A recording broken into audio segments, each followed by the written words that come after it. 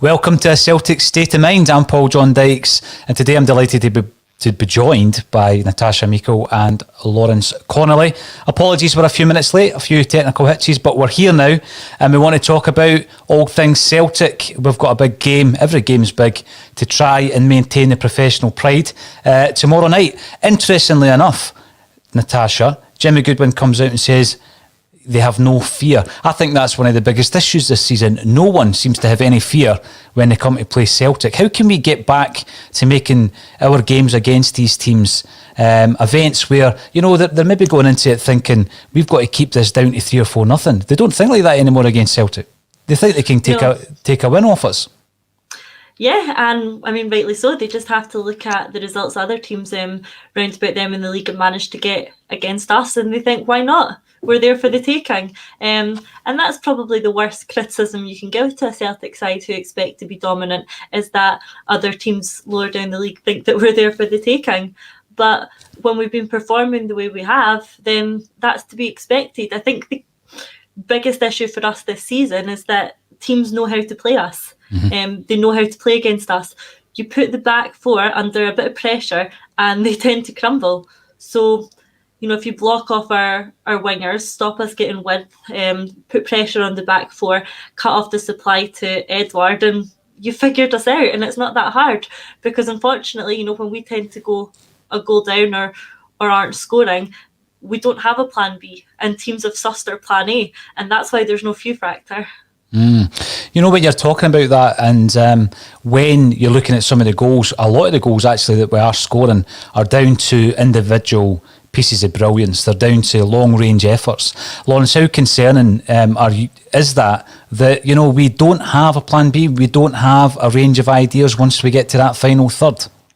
Well, hopefully, getting a more settled defence is going to help us. I think the boy from Everton's certainly, you know, he's looked good for what we've seen of him. His crossings look better. Eddie seems more in the mood. Mm-hmm. Looks like we're going to give a Yeti a run of games, which may help. You know, up top, both Eddie and Griff have been struggling this season. So I don't suppose that helps. We don't know who's going to be in front of them, or even if we know who's going to be there, they're just not performing. But Eddie seems back in the mood. I don't know if that's helping his flatmate moving on. There seems to be an unsettling influence in the dressing room. So, yeah, if Eddie's in the mood, you know, teams will probably fear us, but if he starts hitting form, the problem is, you know, we've got keepers, all three of them. Jeez, you've got to fancy scoring against them. You've not seen a big save from any of them, have you? Looks like Welsh and Aya partnership. It looks a bit more solid than anything we've fielded all season. And, you know, we've got a decent right back in now, and it's either Taylor or Diego at left back. So hopefully that gives us something to build on. I don't know if we stick with Bain. He didn't look great the last game. You know, Barkless is 5 million, but geez, yeah. I think you've said enough there with Barkas. Geez, absolutely. When you're looking at that, Natasha, and you're looking at some of the kind of the positives to take out of this season of all seasons, I think one of the biggest ones just in recent weeks has been Welsh. The performances of Welsh, it looks so assured, and you know, there's no way for my money, there's no way that Duffy can come back into that side. If you ask me, you give him a run of games alongside Dyer, and I think that'll really hold him in good stead for next season. Absolutely, couldn't agree more. And it's something that we've been talking about on here for a few weeks now, is that I'd see absolutely no benefit in continuing to play a low-knee player who in 3 months' time won't be here, rather than a young centre-half we've brought through our own system and give him the experience. You know, at this stage of the season, we've very little left to lose. We might as well give young players like Welsh a chance in place of players like Duffy, who aren't going to be here next season. And to be honest, you know, Welsh hasn't really put a foot wrong. You know, so he's actually doing better than Duffy did. So I see absolutely no benefit in bringing Duffy back into the squad. I think it's good for Welsh. Give him a run of games, get his confidence up, and he could be a really good option next season. And, you know, I like some of the comments that are coming out from the club. You know, players like Taylor are saying that, you know, Welsh isn't quiet, he gets in about it, he commands the defence. And that's excellent, for a young player to come into a more experienced defence and be the one that's commanding it. That's a great accolade, and it's a great skill as a centre half. So give him the experience, give him the game time, and watch him develop is definitely my preference. One of the players we've seen him talking through a game, and I've mentioned it a few times, is Diego Laxalt, far more experienced international player of a big reputation when it came to Celtic. Now, at the moment, Lawrence, he's being held out of the side by Greg Taylor. You said earlier that it'll be one or the other. Who do you go for? Because although Laxalt has dropped off, he did have a significant contribution at the end of the game against Motherwell. I don't think that's enough for him to jump the queue and get a first team jersey, but there has been quite a few changes when we're trying to get that momentum, so it wouldn't surprise me. Who do you think is the first choice left back? Is it still Taylor for you? I would stick with Taylor. And it's a bit of, he's our player, he's 23, we need to develop him. Laxalt, goodness knows how much it cost from AC Milan, and we've got investment needed all over the park, but you've got Taylor who needs to develop. His stats are actually pretty decent in terms of assists. His stats are better than Diego's. But whether or not you think he's a better player, his stats are better. Mm-hmm. So, yeah, I would stick with Taylor. Develop him. Laxalt go with line clearance, but, as you say, it's not enough to keep his place. But, hopefully, if we can develop Taylor and Welsh to the end of the season, it starts looking a bit more promising. And we know Big Welsh can take an elbow now. As well. We'll come back to that. We'll come back to that, Lawrence. Celtic TV, the BBC didn't seem to show it, but only Celtic TV. We'll come back to that because, obviously, refereeing and decision making is at the forefront, really, of the discussion, because we're going to be getting an update, I think, on Albion Ayeti at some point in relation to him being cited for his supposed dive, and then we're going to look at a few other aspects of that. Now, Natasha, we've mentioned John Joe Kenny. I seen he was on media duties the other day as well. I've been really impressed with him. What's your thoughts on Kenny? And I know it's another loan deal, but at the moment it's not a loan to buy. But you just never know. Between now and the end of the season, Everton might want to sell him. We're going to get a good look at him between now and then. I've been fairly impressed. I don't think he's really been tested yet. Yeah, no, I've been impressed as well. He's not done anything wrong. He looks quite positive. I like some of his play. I like the way he gets forward. And yeah, it's frustrating that it's a loan deal. But again, it might be a situation where we're having a look at him before deciding to spend perhaps a bigger amount of cash. And if that's the thinking, then that makes sense. When he first came in, I was thinking similarly to Duffy, why are we playing another loan player for the next 3 or 4 months when we've very little to play for, save the money for a bigger rebuild in the summer. Ayer's doing fine at right back. Let's just go with that. But I think what this has proven is by having a proper right back in Kenny, we've been able to move Ayer back into the centre. And I think that's worked wonders for the defence, for him, for Welsh. So while I was sort of sceptical at the start about bringing in a new right back, the way that it's let us shape up at the back and have a better centre half pairing has also paid off. So yeah, I'm happy with the Kenny signing. He's playing well. Yes, I've been looking with interest at the kind of approach that we're going to have, in terms of transfers. We all look at the situation. We look at the situation with players like Beaton and El Hamid, who have been linked to moves back to Israel. And we know that things will be different in relation to transfer fees, for example. Everybody's going to be coming out the other end, hopefully, by that stage of the global crisis that we've been in. We have the post-Brexit issues in terms of bringing players in. Celtic, I think, will more or less play safe. It's not as though there's going to be a signing embargo or anything like that. But do we look at some of the players that we have from within? Because you've looked at Welsh, the performances of Welsh, Natasha. He's come in. He looks, for me, pretty settled. I've been told that there's other aspects of his game that hopefully we'll see developing in the first team as the confidence grows. There's bound to be 2 or 3 others like him. And then we've got this huge amount of players out on loan. Are any of those careers salvageable for Celtic?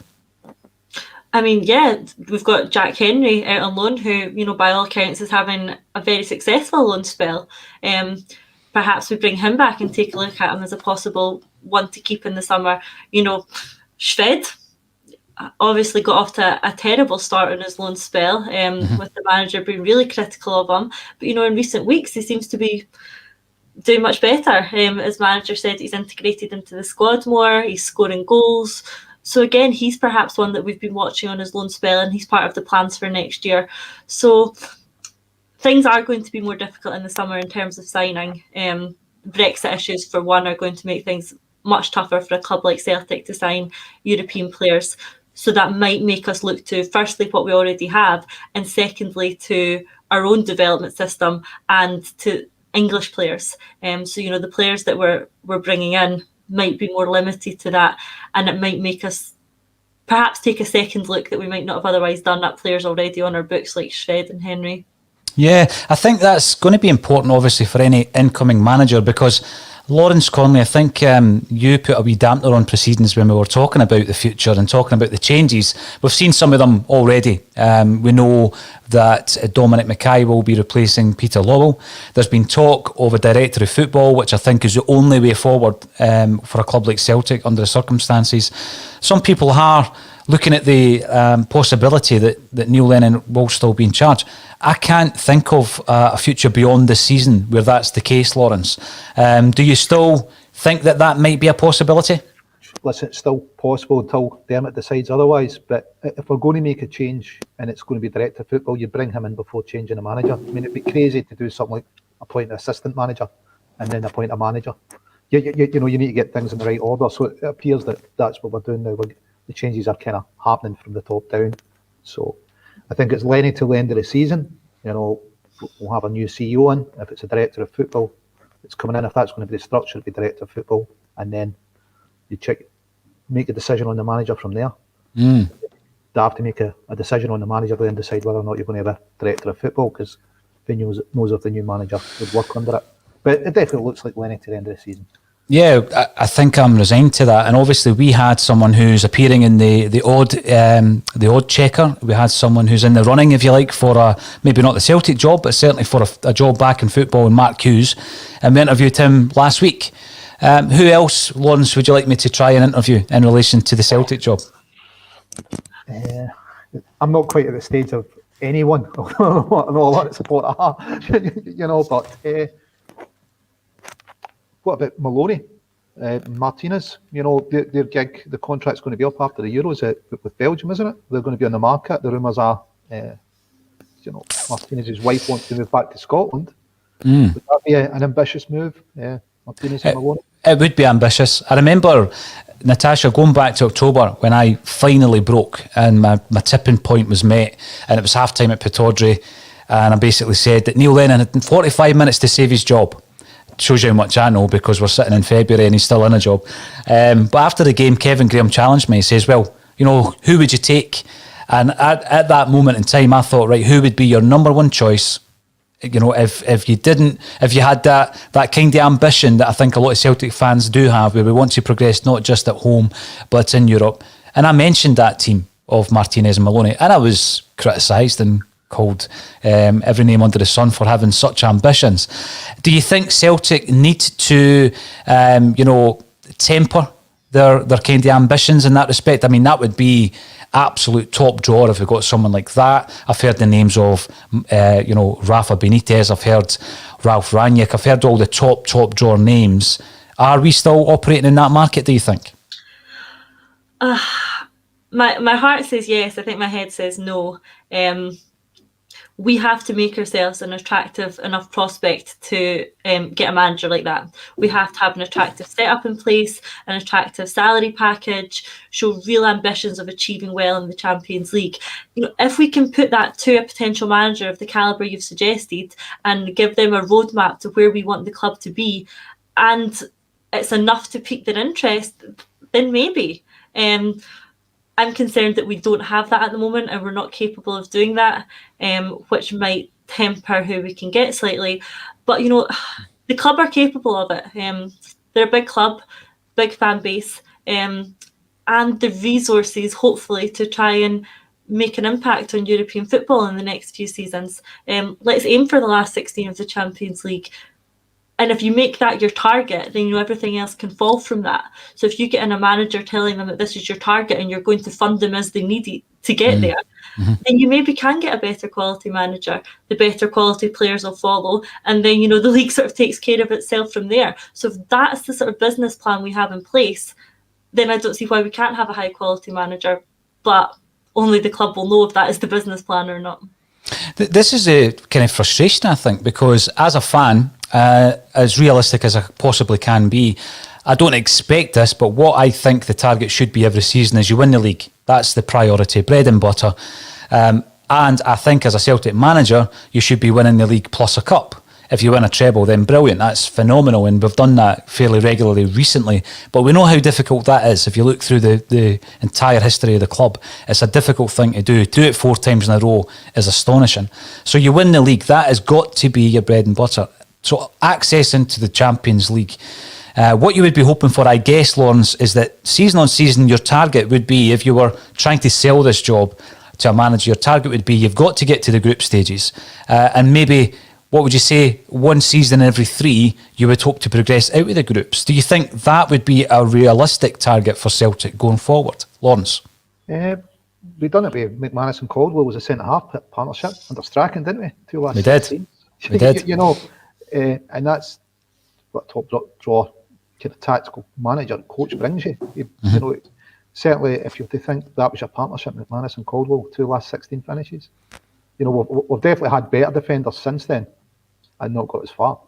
So, yeah, I think it's wholly realistic. I mean, our only published goals now is to improve on last season. That's our aim, is just to do better than last season. Probably not too difficult to achieve next season, but, it's kind of, you'd want something to say to fans, listen, this is where we view ourselves as, we want to get into the groups, and last 16, 1 out of 3, 2 out of 3. We should have a structure. Other clubs do it, while developing young players. We can do it. We've got players on loan, we've mentioned some, but you've got, Scott Robertson. He looked good when he played for us. He came back, he's now went back out of loan to kind of higher up the league team. We've got a right back in Lee O'Connor, we got from Man United, he's out on loan.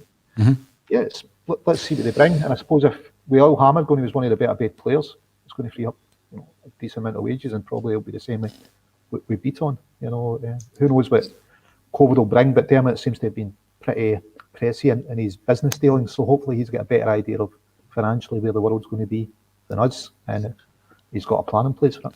Yeah, and the big thing for me is, although you say that, let's say it was 1 and 3, I mean, we're not doing that. Celtic as a club, Natasha, we're far from doing it. We're not even winning the league this season, I know that, but even when we were dominating the Scottish game, we didn't have that ratio. We didn't have that success in Europe. So I think part of the restructure would need to be to actually say to the fan base and to potential new recruits, this is where we're going. Absolutely. And we talked back about, the Brendan Rodgers era and how the football was better and how that's the sort of manager we like. Even in that time, our European success was very limited, and that was probably one of his biggest failings. Of course, I do agree with the point that the league has to be the bread and butter and the priority every season. But, there's another school of thought which suggests, well, if we make the priority the Champions League, if we make the priority turning Celtic into a European team who's every season is competing in the group stages, some seasons getting out of them, some seasons not. But if the priority is that you're a Champions League side who every single year is in the group stages at a minimum, if you make that the priority, then you're going to get the players in who want to play at that level, and you're going to be on that stage that attracts those players. So if you've got those players playing for the club, then the league kind of takes care of itself. You should be high enough quality to then win the league. So I wonder if there is some credit in the thinking that we sort of change our perspective a little bit, change our main goal, and really focus on Europe and let the domestic side of things take care of itself once we build a proper European football team.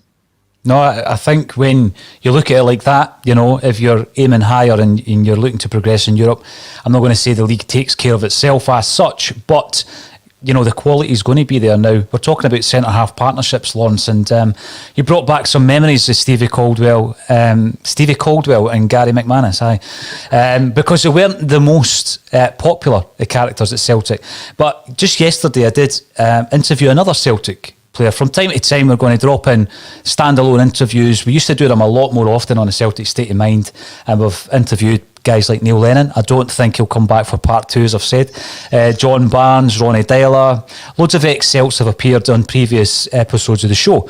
So from time to time, I'm not going to say it'll be every week, but we will have an interview. And yesterday, I interviewed none other than treble-winning Ramon Vega. So he was interviewed yesterday. We're just editing that, and it's going to go out on Sunday. Ramon speaks about his Celtic career, his regrets at Celtic, and he speaks about Neil Lennon, who obviously he shared the dressing room with for 6 months when he was at Celtic, and he looks ahead to what Celtic need to do to try and get back on track. Yes, he regretted certainly not tasting the Champions League football at Celtic, because he was a treble winner and we were going into the following season with aspirations, I would say, under Martin O'Neill. When you think about O'Neill and John Robertson, Lawrence, as being European Cup winners in their playing days, obviously they had one eye on Europe, but it wasn't to be for Ramon. What was your memories of the big man? Header off the bar at Hampden. Sutton just tucks it in. Touring header, wasn't it? He was threat in the box. Yeah, I think it's culture player. Did he have a scoring debut as well? He did score 2 against Aberdeen. Yep. So definitely threat for set pieces. Big lumpy boy, but Neil seemed to like his defenders like that. Big and robust and imposing. Yeah, I think it was one that everybody was disappointed when he chose to move on. But I don't know what it was down to at the time. Probably money, as always. But yeah, I like Vega as a player. Just wish he'd stayed longer, but you'll find out. You'll find out why he left on Sunday. You definitely will find out. But when we look at that season, Natasha, that season when O'Neill comes in, and I've used this comparison a fair few times, Celtic needed a completely different approach that year. I mean, this was coming on the back of the Dalglish and Barnes season. O'Neill was inheriting a lot of players that he knew wouldn't be part of his plans. He had, the turnover of staff coming in and leaving was high. I think it's fairly similar to this pre-season. I mean, obviously, we weren't changing the CEO then. That took another couple of years before Peter Lowell eventually came in. But in terms of the turnarounds, we were facing a situation there where Rangers had won the league by 21 points during our really forgettable season under John Barnes and Kenny Dalglish. Potentially, we'll be in a similar scenario going into the new season. And we had to, pull a rabbit out of the hat, and we did that in O'Neill. Top drawer appointment. Do we have the boldness to do that? I know Lawrence always goes, it's down to Dermot Desmond, etc. We need to be bold if we want to win this title back from Rangers next season, don't we? Oh, absolutely. And if they don't realise that, if Desmond doesn't realise that, if the board don't realise that, then I have no idea what they've been watching. It's not an exaggeration to say that it's perhaps, even more desperate than when we brought O'Neill in. We're at that level, if not further. So if they don't realise that we need an appointment and a restructure of that magnitude, then they're a lost cause. I have no idea what they've been watching, because it is at that level. And we do need that big an appointment. And I just hope they have it up their sleeve. And like you guys talked about yesterday, like Kev mentioned, maybe we just don't know. Maybe it is up their sleeve and they do have this rabbit to pull out of the hat. And we don't know about it. I hope so. As time goes on, I am of the opinion that you are, that Lennon is here till the end of the season now. I think we've got to accept that. But there's just that niggling concern that it goes on longer than this season. I think surely that must be impossible, but I'm beginning to wonder if it maybe isn't. You've got Lennon himself talking about summer targets. You've got him talking about the next 2 or 3 years. And I wonder if there's just a slight thought process in the back of the mind of, Desmond and the board thinking that it's enough to bring a new CEO in, perhaps a restructure in that area. Maybe we need some sort of stability, and that's keeping the management team in place.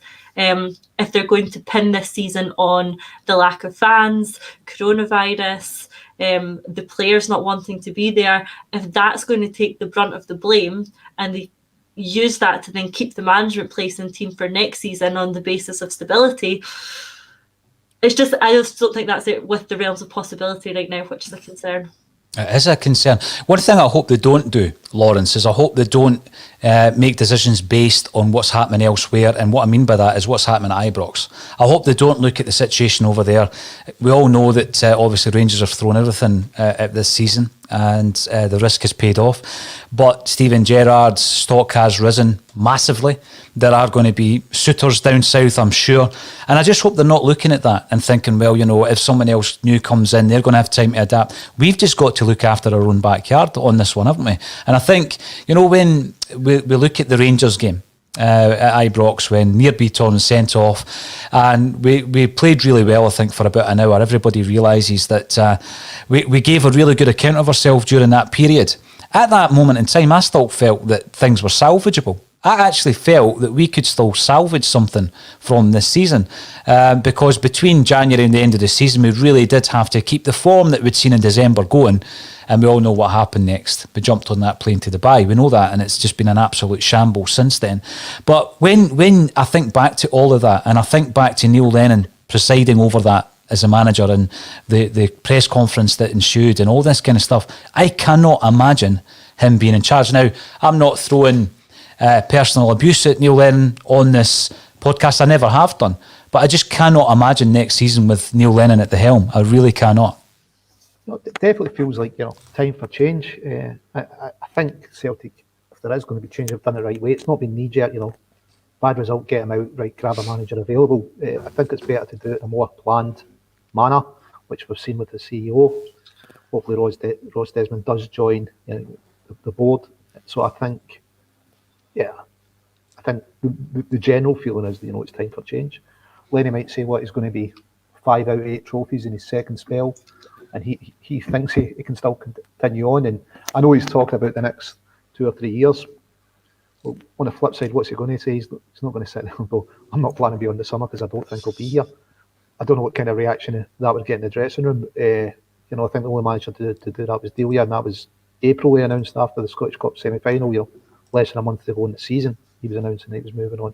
So, yeah, I can't see him still being here. Would Desmond keep him? I doubt it. You know, they've got to know the feelings. And certainly it looks like big changes are afoot. If his son joins the board, we've now got a new CEO. We're now talking about structural change. Mm-hmm. It's certainly the way you would do any kind of managed change from the top down. So the next thing is, you know, what's the structure?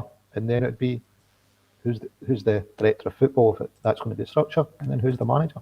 So it looks like they're ticking it off in the correct order. Top to bottom. Yeah, top to bottom, Lawrence. And I'm going to go over to the comment section. We've got loads of great comments coming in on Twitter, Facebook and YouTube. If you are watching on YouTube, remember to subscribe to the channel. As I said, we're getting more and more content on A Celtic State of Mind. We also produce other shows. There's loads of things happening on A State of Mind, music, culture, chat shows, politics. It's all happening on that channel, and A Celtic State of Mind is part of that. Now, in relation to where we are at the moment, I had a look out the studio window before we came in, and it's blizzard conditions where we are here in Dalkeith, and I'll probably be snowed in. So if that is the case, you might get an ACSOM extra later on the night.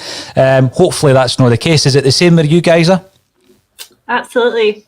Can hardly see further than 10 yards outside the window. Blizzardy here.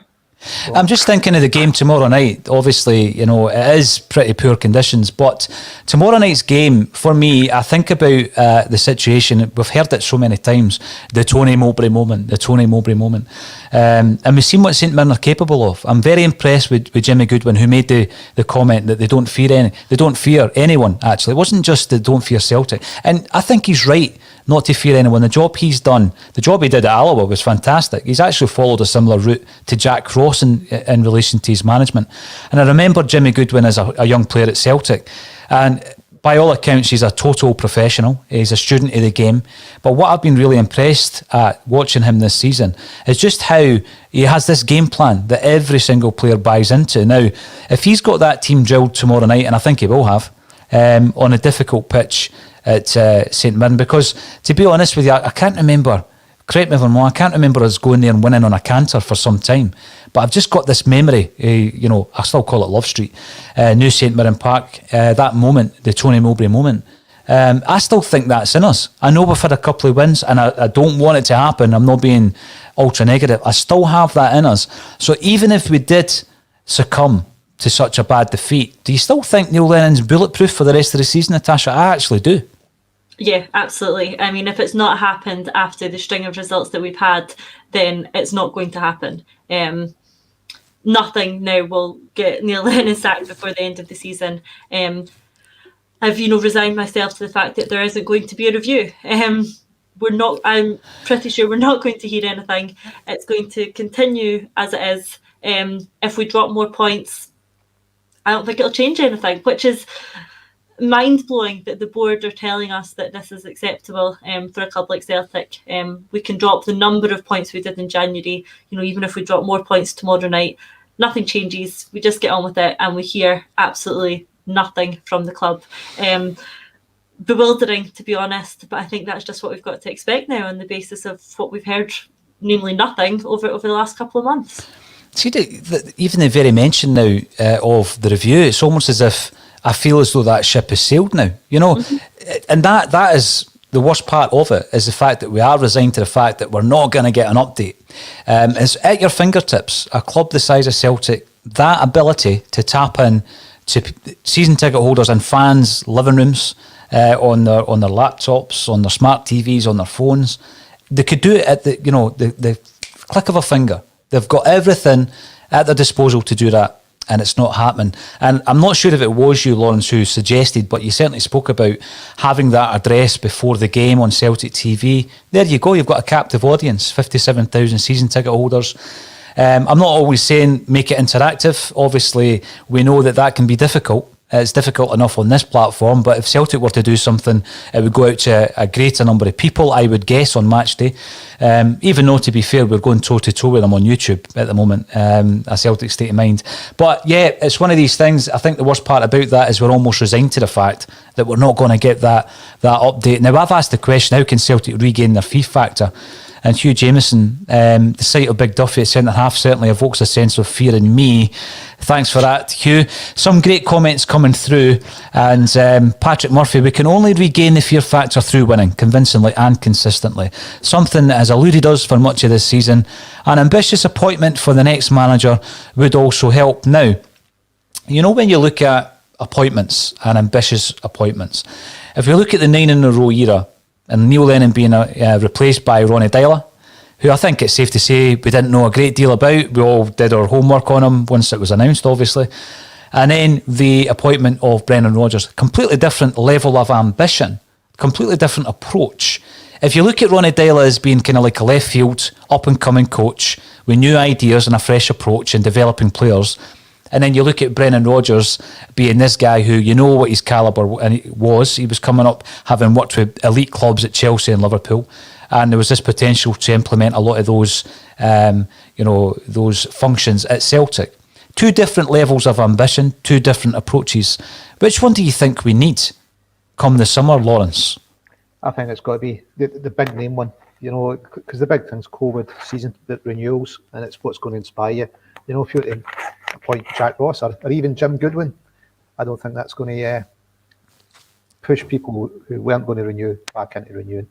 But Ronnie was a different kettle of fish, wasn't he? He wasn't really the tried and tested kind of Scottish manager. He was more of a forward-thinking gaffer who had, he'd appeared on the radar of a number of clubs, Man City, for example, not as a manager. Well thought of, up-and-coming coach, great at spotting a player. I mean, Odegaard signed for Arsenal last week, didn't he? He was one of his prodigies. So, yeah, more of a long-term. It didn't work out that way for Ronnie, unfortunately. Appointment. And there will be coaches like that all around Europe. But I don't think we were facing the same kind of issues that we're going to face with renewals at the end of this season. So I don't think we needed to be as ambitious to reconnect with the fans, shall we say. I thought Deal was a really brave appointment, and it was exciting for what he brought.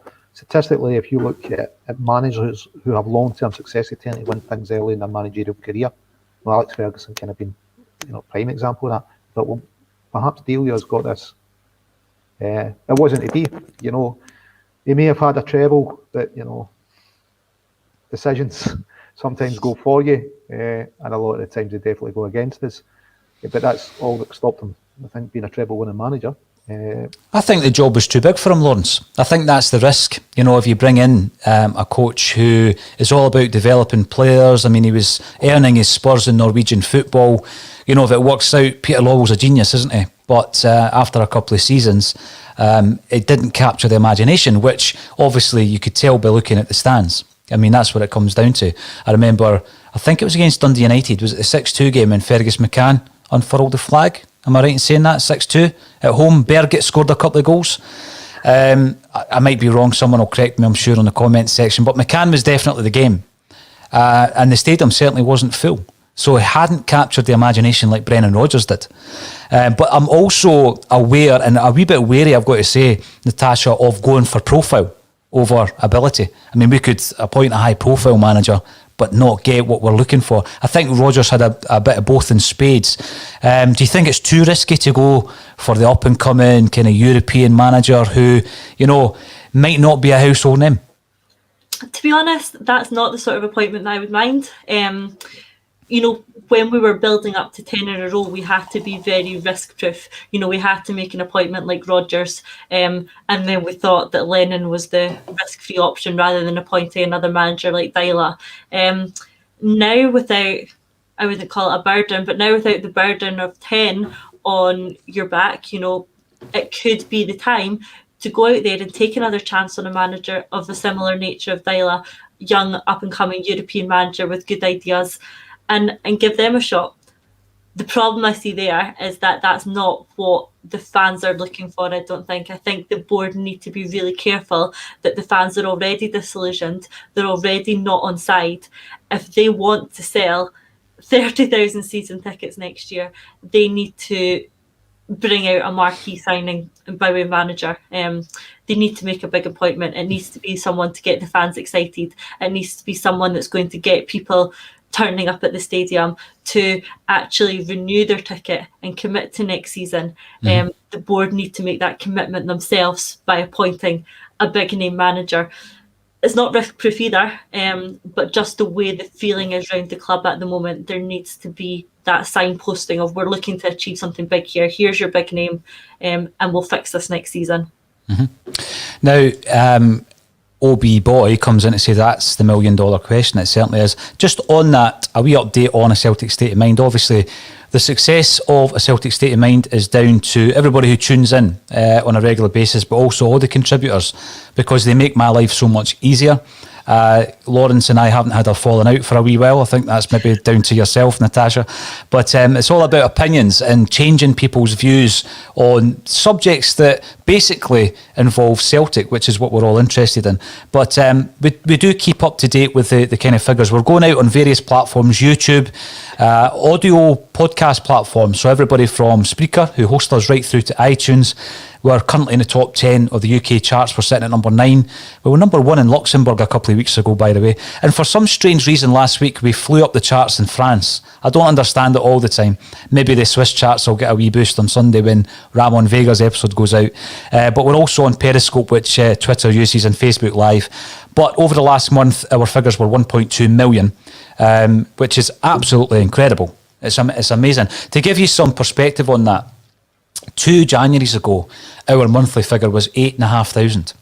2 Januaries ago. So 2 years on, 1.2 million, which is incredible. And I hope that everybody continues to tune in through the uprising, which I expect to happen after this season. You know, we get that new man in place, and then, you know, we show the fans what the strategy is, and we can all be in that again together, because it doesn't feel as though we are currently now. One of the interesting stories over the last couple of days that piqued my interest was John Collins. We've been talking about Ronnie Dyla. His assistant was John Collins, who had the job before Ronnie did, which was part of the problem, I think. But, I mean, I think back to Collins as a player. He was a class act. He was a class act as a player. He played on a Celtic team that was poor for the best part, and then obviously he followed his own career path, and he was a big success at Monaco, Everton, Fulham, and then obviously had some success at Hibs. But whilst at Hibs, he worked with Scott Brown, And in actual fact, he sold Scott Brown to Celtic. So he's been quite vocal over the last day or so about Scott Brown's future.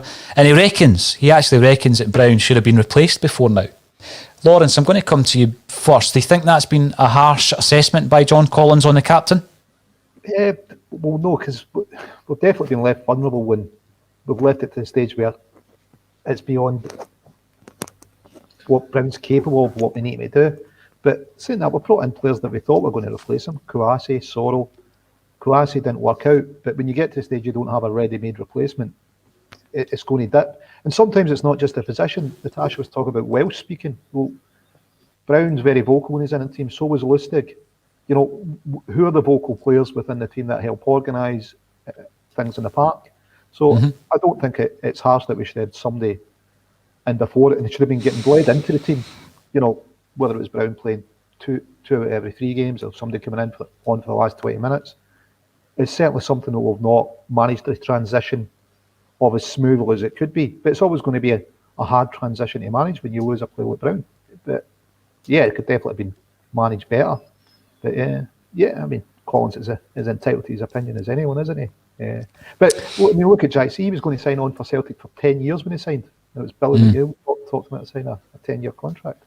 Yeah. He was also offered a deal at the last minute by Rangers, then he would have made a lot more money had he gone there. And I always remember that when I think of John Collins, because I know there's a lot of Celtic fans aren't big fans of Collins in terms of his management and in his time at Celtic with Ronnie Dyler, but as a player, he was a class act. What's your thoughts on that? Because, Natasha, I think Scott Brown played pretty well against Kelly. It looked as though he had a point to prove. You know, he was fired up for that game. But then again, I didn't think he had a great game against Motherwell. Yeah, do you know what? I think it's been very harsh by Collins. We've relied on Brown heavily over the last couple of years, and I think, you know, taking this season aside, the last 2 years he's been integral to our success, and he's been a real driving force on the pitch. Is this season one season too many? I don't think I'd go as far to say that yet. You know, when the last couple of games since he's come back in, you know, I think the team have had more drive. I think we've been playing at a higher tempo, at least, you know, for the first 60 minutes before the fitness levels kick in again. But, you know, for the first 60 minutes, you know, I think he gives us a bit of tempo, a bit of drive, a bit of energy, a bit of encouragement. And it's almost like having an extra coach on the park. And I think he does that role in a way that we've not quite managed to replace yet, by not giving Soro enough of a chance. That's not the sort of player Soro is yet. It didn't work out with Kouassi. McGregor's not that type of player. So I don't think we have another Scott Brown in the squad right now. And to be honest, I've liked him since in the last couple of games. Has he been outstanding? No. But has he given us just that something else that I don't think we've replaced yet? Yeah, he does. You know, when we're talking about Scott Brown, of course, the manager that gave him the captain's armband for the first time was Tony Mowbray. And sometimes I find it unfair that we talk about the Mowbray moment, we talk about the 4-0 defeat against tomorrow's opponents, because Mowbray was more than that to Celtic. And I don't mean as a manager, but as a player, he introduced the huddle. He'll be remembered forever for that. That's part of the fabric of the club. He gave Scott Brown the captain's armband. Scott Brown then went on to be a hugely successful captain for Celtic. And I just sometimes think that, you know, history, there's a bit of revisionism there when it comes to guys like Tony Mowbray. He was never a Celtic great as a player. Again, he played in poor times for Celtic. But I tend to think further back than that 4-0 defeat when it comes to Tony Mowbray. My only concern really with Scott Brown is one of the things, I won't give too much away, one of the things I spoke to Ramon Vega about, and this is relevant, is he spoke about some of the parts of the club that makes it an institution. And one thing he spoke about was John Clark, who is still officially the kit manager. Obviously former player, former coach, assistant manager to Billy McNeill for many years at the club, and he moves into being the kit man. And that's a very important role at Celtic, because obviously the kit man before John Clark was Neil Mockin, and Neil Mockin had been the coach that coached the Lisbon Lions. He'd been the man that scored in the 7-1 game. He'd won us the Coronation Cup. So it's an important role. And Ramon Vega spoke about the very fabric of the club and the fact that you need these figures at the club, guys that know what the club's all about, so that when you get people coming in from overseas or youngsters coming to the club, they can learn what this is all about, because this is a club where you've got to win every game. And that's when we talk about the winning mentality. Scott Brown, his time as a player might be coming to an end. How important do you think it is, especially when you're looking at this summer where things are going to get ripped up, where you keep that constant? Yeah, he might still be registered as a player, but let's make sure he's there, maybe even on the coaching staff. And I don't mean jobs for the boys. I've seen a lot of that being spoken about. We need the best people for the job rather than giving jobs to A, B and C because they played with Celtic. I think it goes a wee bit deeper than that sometimes, and you need to have that identity of a winning captain who'd been there for over a decade with all the honours that he's won. And I think that's important, especially during a transition. Do you reckon there is a future for Scott Brown beyond playing, Natasha? Absolutely. And I really hope he stays at the club.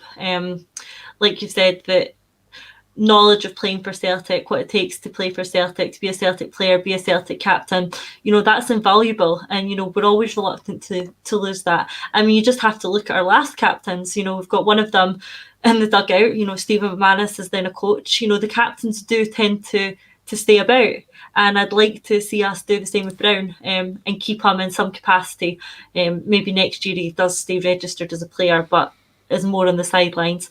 He's done all his coaching badges, we know that. He could go into a similar role as, McManus, but just have him around the club. I think that's invaluable to do so. My slight concern is that he fancies another year or two. Australia was mentioned last year. Maybe that's something he's considering this year. It would be his final shot at it, I think. So if he's going to do that, then I think that was something he would consider at the end of this season. But, if he does that, there's no harm in going away for a couple of years and coming back. But for me, I'd love to see him around the club in some capacity next season. I think he's invaluable, whether that's off the pitch or otherwise. So fingers crossed he does choose to stay in some role next season. Mm-hmm. I agree with that. I really do. Lawrence, it's all about this boot room mentality. Now, Liverpool were famous for it, but so actually are Celtic. If you look at the baton being passed from Neely Mockin to John Clark, that's decades and decades of service between the two men. Neely was there in the 50s, John Clark's still there today. And I don't mean that Scott Brown's going to be similar to that, but the continuity of success, the continuity of knowing what the club is about is so important at a club like Celtic. He turns 36 in June. We know that his playing days is coming to an end. Do you think it's important, Lawrence? I mean, it's not about jobs for the boys. It's all about, you see it in other clubs. Ajax do it, Barcelona do it. If you're signing as a 13 or 14-year-old, you might get a chap at the door if you're signing for Ajax and it's an ex-player walking into the room. How can you say no? I think it's important at a club like Celtic. Yeah, no, it's definitely important. You touch Mock, Sean Fallon used to do it. Even Jimmy McGrory was, went away for Kelly for a while, then he was back. And even after he was no longer the boss, he stayed on as the public relations officer. So I definitely think it's important. A lot is going to come down to if there's a new manager, what he sees the role as and what Scott's ambitions are. Maybe Scott does think, I fancy a player manager job somewhere. I want to go away and experience something outside of Celtic because it's been a while since he's experienced that. Because he's an ambitious guy, no doubt he'll have an eye on a manager's job and perhaps even at somebody a manager at Celtic. So if he thinks he's best served moving on, perhaps it is. But you've touched on, we've got McManus there, that is a captain that's won. John Clark's still there. Tom Boyd's still in and about the club. So it's important that Celtic keep guys like these at the club. I like to keep Brown, but perhaps Scott sees his future elsewhere. Maybe it is Australia, or maybe he gets an offer elsewhere. He's got to be an attractive proposition for any club. I thought the amount of experience he's got, and he's a proven winner. So if someone's looking for a manager or a player manager, or one of the smaller football nations, shall we say, want a draw where there's a big Celtic diaspora, they might think, he's got box office in our country, and he's coming along with great reputation. So. Absolutely is. Gigi is commenting on YouTube. We seek the fear factor in the Thunder, but Lenny only wants to be not too shabby. We absolutely do, dissect everything that's coming out of Celtic Park at the moment, don't we? And obviously that was the words used by Neil Lennon talking about Celtic's form. Kenny67 says, in terms of the so-called review, it was the club who stated there would be one, but their silence is deafening, whereas Colin Rodgers comes in to say the review was never promised to be for public consumption. Now, in relation to that, though, how difficult would it be just to engage with us? Even to say that the review is ongoing. And I think there is a very interesting point coming in from Jack Carlo on YouTube. Mackay is in, Harkin might be in, and the review is ongoing. Plain to see. The changes are being made, of course. The manager is in. They don't want to announce that to respect the current manager. I think that goes back, Lawrence, to what you were saying, isn't it? I mean, it seems to be that we're doing our business behind the scenes very much, but it does feel as though as fans we're kind of being isolated. How can they do that better, but also keep things in-house, Natasha? I think it's simple. I really do. I feel that it's really simple. Yeah, I mean, we've talked about it before, and you only have to actually look at what Aberdeen did last night. Aberdeen are in a bad run of form. They hadn't promised a review, but they've recognised their obligation to communicate with their fans. And they put out a statement on their website last night and said, look, we've met with McInnes, we've talked about the run of form, we're aware it's not good enough, but on the basis of X, Y, and Z, we think he's the man to get us out of this rut. Easy, they just came out and said that, told the fans what happened in the background, told them there'd been this discussion, told them the outcome and their reasoning for it. That's not hard. And the fans weren't expecting it, but it was good of the club to do it. And it just makes, the Aberdeen fans that I've spoken to have said, you know what, okay, fair enough, it's not good. Some of them want to see him gone, some of them don't. But the club are keeping them in the loop, they're communicating with them, and that makes them then feel valued. So why we're not doing that, I have absolutely no idea. It is about feeling valued. Now, I've kept the best to last because Lawrence is sitting there waiting on me to ask about refereeing and officials and consistency. We know that the Albion Ayeti citation has been delayed by a day. He should learn his 8 today, by all accounts. I was having a look at that earlier. You compare and contrast that to, let's say, Devante Cole versus Soro, and there'll be others. I'm sure you've got a list there, Lawrence. What's your thoughts at the moment? Because, I mean, there is this inconsistency that then it begs the question, Natasha, something you might have a view on in relation to VAR. Is that something that we should be seriously considering in Scottish football? Well, it's a difficult one, and I had been debating it in one of my group chats, and I thought, let's put this out to Twitter and see what people think. By the end of the poll that I ran, there had been around 2,500 votes, and the vote was 55% yes and 45% no. So that's very tight. You speak to English football fans and they hate it. They think it's ruining the game. And, even watching it as not a fan of any English team, watching the English games, I do think VAR is ruining it. The margins that they're using are the tightest of margins. And I don't think that it's improving the decision making. You have referees looking at VAR, they're looking at the screens or the ones in the studio, and they're still, in my opinion, getting the decisions wrong. And that's because football and some of the decisions that are being made are so subjective. So I'm not sure that VAR is going to help us improve in the decision making. The standard of refereeing in Scotland is not good. And it's going to be these referees at that level who are then making the decisions while looking at VAR. So for me, I think it's taking the life out of the game. I don't think we have the quality of referees in Scotland to manage it. And I wouldn't like to see it introduced, even if it would perhaps cut down on some of the honest mistakes and lack of sight. And I didn't quite see that one, and that one's just a yellow, and we'll catch it on the next one. But it might take away some of those decisions. But still, for me, I don't want VAR in Scotland. Lawrence, what's your view on it? I mean, there's also been a long-held argument of that we need professionals. We need professional referees. We need full-time referees. Do you think that would make any difference in this country, Lawrence? Yeah, I think it should make a difference. I mean, I think video review has definitely got a part to play. I mean, we should be using it with our players, using video review and showing them what they've done wrong in games and how to improve. And listen, this is a mistake you're doing wrong. Are we using it with referees? If a referee says one player's 25 yards out, bring somebody down, it's a red. But a few games later, the same referee decides that 25 yards out and getting brought down is only a yellow. It's surely something the referee supervisor's going, well, how can you have two very similar situations and you can't make a decision? But I suppose we've touched on it, decision making's mind-boggling. You've got a stamp in an ankle that sometimes is watched on video and upgraded to a red, and sometimes the stamp in an ankle is watched on video and there's no action taken. So it's who's making the decisions. But I think in any kind of decision, you're looking for some kind of consistency and some kind of explanation of why it's only a yellow card on this occasion, but on other occasions it's a red, or it's only a yellow card in game, but after the game it was so serious that we're going to update to a red. And I think if we can look for any statistical aberrations that you'd maybe know more about this than me, Paul, would warrant further investigations. Why do we have statistical aberrations in terms of sending offs or penalties being awarded or not awarded? Is there anything further to look at there? And if there's some video evidence that says there's something really strange going on, it's something that really needs addressed. I know that the national broadcaster perhaps they didn't broadcast the elbow in Welsh or the kick to Soros' chest, or roofs over the top of the ball, studs down stamp, was no malice.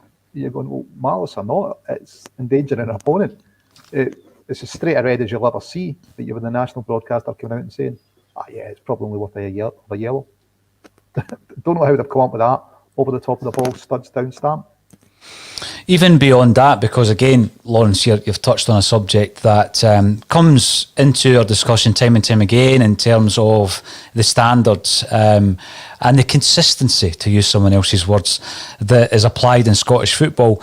I'm looking at the incident with Ajeti, and I'm also looking at his progress in this team, and the last thing he needs is a 2-game ban. How much sympathy do you have for him, Natasha, in relation to the move that so far hasn't really worked out? Because I think there's a talent in there, isn't there? Yeah, that's it. When Ajeti first came into the team, we all thought, we found something here. He was scoring goals, he was looking good, and then that just happened to drop off slightly. It's frustrating for me that he's started to get back in the team again, and now as a result of this red card, we might possibly see him miss a couple of games. Because I'd like to see him get a run. I really think that him and Edouard could develop the partnership and understanding that they've not been able to do yet. And I think they could be successful if they did manage to get a run in the team together. They're both sort of players that work well together. Ajeti likes being in around the box and staying there. And Edouard likes dropping off, looking for the ball and creating that link-up play. That's a good combination to have together. So hopefully, that red card gets overturned and we can see a bit of a run in the team for both of them. I think that's what he's needing, and his confidence will definitely benefit from that. Graham Bell, welcome back, Graham. John McGinn was the perfect replacement for Brown, absolutely. However, Turnbull has all the traits of being a leader as well as being a fabulous player. I mean, he has been a shining light in this season of seasons, and I think that he's still developing. I mean, still a young man, and we're going to see the best of David Turnbull. My biggest issue is there was no comparisons actually. Yesterday we were talking about how he's better than Armstrong, but invariably what will happen is if we get a whole season out of him playing to this kind of level, it's going to be hard to keep a hold of him. Is that a concern for you, Natasha? Yeah, I think it is. And we're the catalyst for our own downfall in this sort of area, and it's something that we've talked about before, is that Celtic are bringing in players who are of the level that they are eventually going to play at a higher level. Celtic is not the end stop for a lot of players we bring in. We bring in young quality players who are going to go on and play at some of Europe's highest leagues and at the highest level. You just have to look at Van Dijk and Dembele and Tierney and Armstrong to know that the players that we're bringing in are going to go on and achieve. Celtic isn't the end stop. And I think that's what perhaps sets us apart from the rest of the league. No disrespect to the players in the rest of the league, but a lot of them are playing at as high a level they can get. For example, Rangers signing players from Aberdeen, Rangers is going to be the highest level that they can get to. I think Celtic are different from there. We're signing players who Celtic isn't going to be the highest level they can get to, which as a result means there's going to be more players looking at the door. There's going to be more clubs sniffing around, and we are going to struggle to hold on to them. And Turnbull might eventually fall into that category. He's still young. Hopefully he sees a couple of years at Celtic minimum before turning his head to the door. Or maybe he turns into a Scott Brown and commits his future to the club and stays and really carves out that role for his own. It remains to be seen, but I'd like him to stay about for a bit. Yeah, absolutely. I'd love to see him staying for a lot longer than that cycle, about 3 years that you do see with players coming in. Obviously, we've got a game tomorrow night. Lawrence, I'm going to come to you first. What's your thoughts tomorrow night? I reckon it will be a tight game against St Mirren. They will be well drilled. They will be confident, having beaten us in our own patch. How do you see the game going? Yeah, I think it's going to be tight. Jim Goodwin, as you say, sets his teams up well. He's tactically astute. Hopefully we've got a Yeti for it. Hopefully we keep the settled defence. I think we'll win. I don't see us losing to St Mirren, but I think it's going to be like 1-0, 2-1. I think it is going to be particularly tight at New St Mirren Park. Is that what you call it now? Natasha, what about yourself? Tight, yeah, I think it's going to be tight. I'd like to see us get a clean sheet. I think, if we keep the back four the same, keep that settled, there's no reason why we can't do that. But I think it's going to be a low-scoring game. I think we'll come out on top, but I do think it'll be tight. We'll be covering the game as we always do on a Celtic State of Mind, half an hour before kick-off. We've got a full house tomorrow night. Thanks everybody for getting involved. It's been a busy old day on the comment section on Facebook, Twitter and on YouTube. And remember, as I said before, please subscribe because we've got loads of content coming up, loads of news shows, Celtic related and otherwise. All that's left for me to say once again on a Tuesday on the ACSOM Bulletin is thank you, Lawrence Conley and Natasha Meikle, for joining me on a Celtic State of Mind.